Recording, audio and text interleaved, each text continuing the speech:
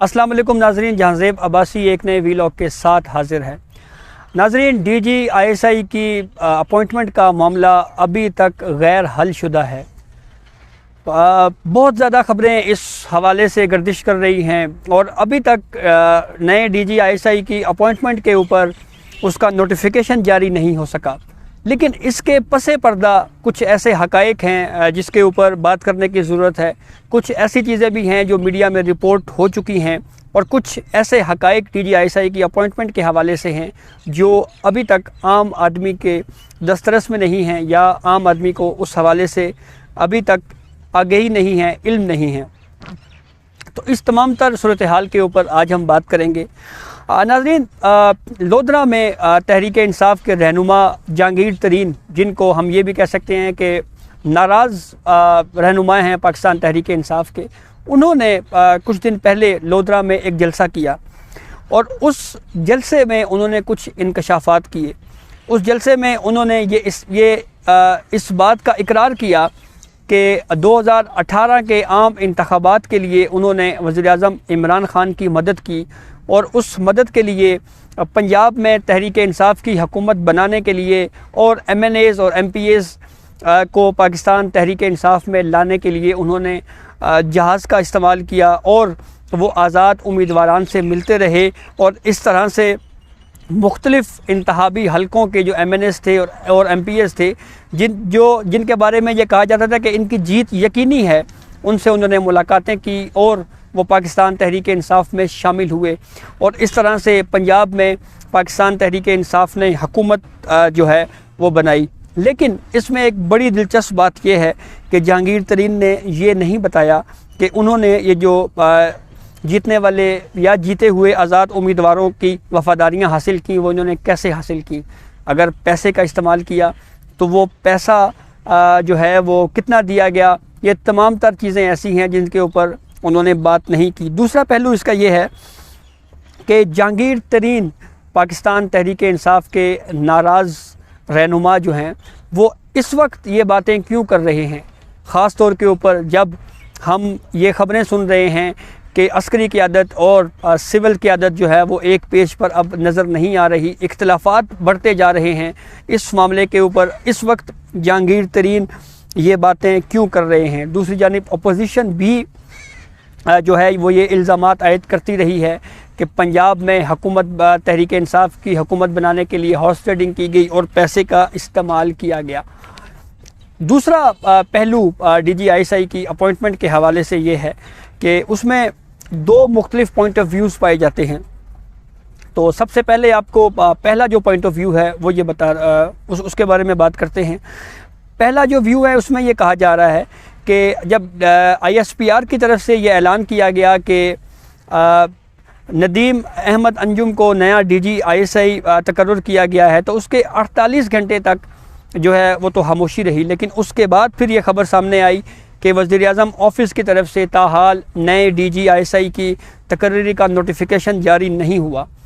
پھر دوسرا موقف اس بارے میں یہ آ رہا ہے کہ جب آرمی چیف کی وزیر اعظم سے اس معاملے کے اوپر ملاقات ہوئی، پھر ملاقات ختم ہوئی تو وزیر اعظم آفس کی طرف سے یہ پیغام بھجوایا گیا جی ایس کیو کو کہ جو تجویز آرمی چیف لے کے آئے ہیں اس سے پرائم منسٹر عمران خان متفق ہیں، اور پھر اس کے بعد آئی ایس پی آر نے آفیشیلی اس حوالے سے ایک اعلان جو ہے وہ جاری کیا۔ اس میں ایک اور دلچسپ پہلو بھی ہے اور وہ یہ ہے کہ کچھ دن پہلے پاکستان تحریک انصاف کے رہنما عامر ڈوگر نے ایک ٹی وی پروگرام میں آ کر یہ کہہ دیا کہ عمران خان چاہتے ہیں کہ وہ جنرل فیض حمید جو کہ ڈی جی آئی ایس آئی رہے ہیں ان کو وہ چاہتے ہیں کہ ڈی جی آئی ایس آئی فیض حمید اپنا کام کنٹینیو کریں۔ تو ان کے اس موقف سے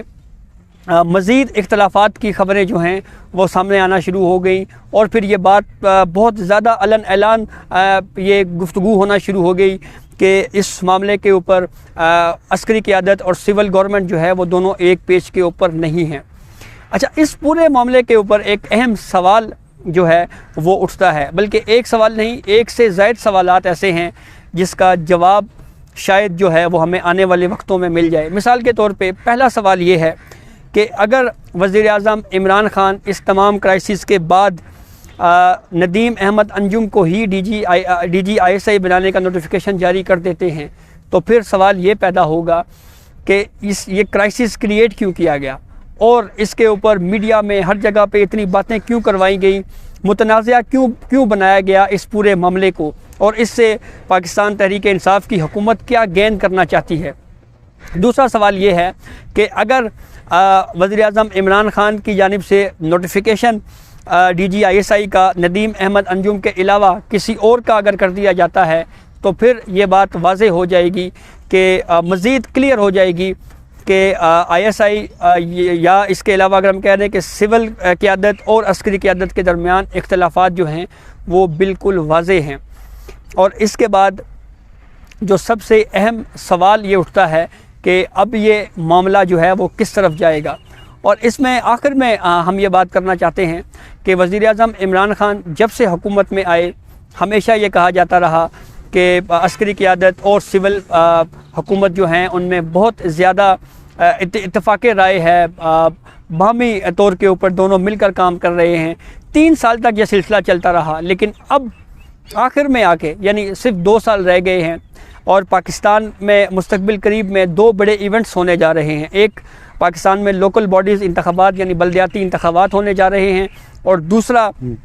پھر اس کے بعد 2023 میں عام انتخابات ہونے جا رہے ہیں۔ تو 2 سال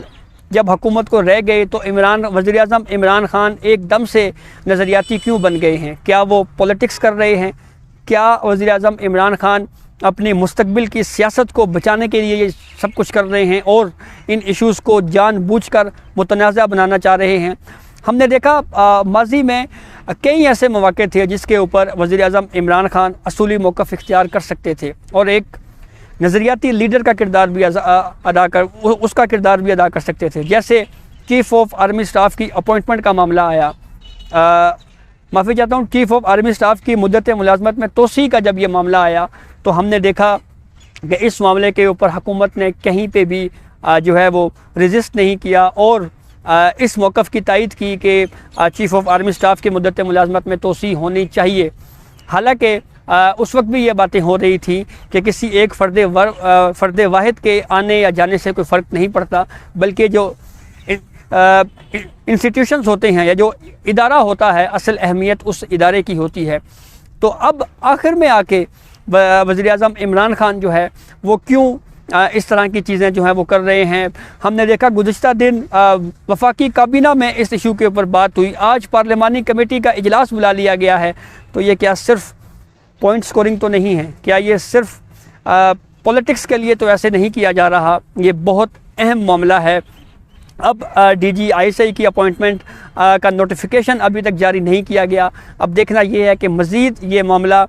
جو ہے وہ کس طرف جاتا ہے اور وزیر اعظم عمران خان اس معاملے کے اوپر سیاست کیوں کر رہے ہیں، اور کیا جس طریقہ کار کے لیے اب ڈیمانڈز کی جا رہی ہیں کیا ماضی میں ڈی جی آئی ایس آئی کی اپوائنٹمنٹس کے لیے یہی طریقہ کار اپنایا جاتا رہا ہے؟ یہ بھی ایک سوال موجود ہے۔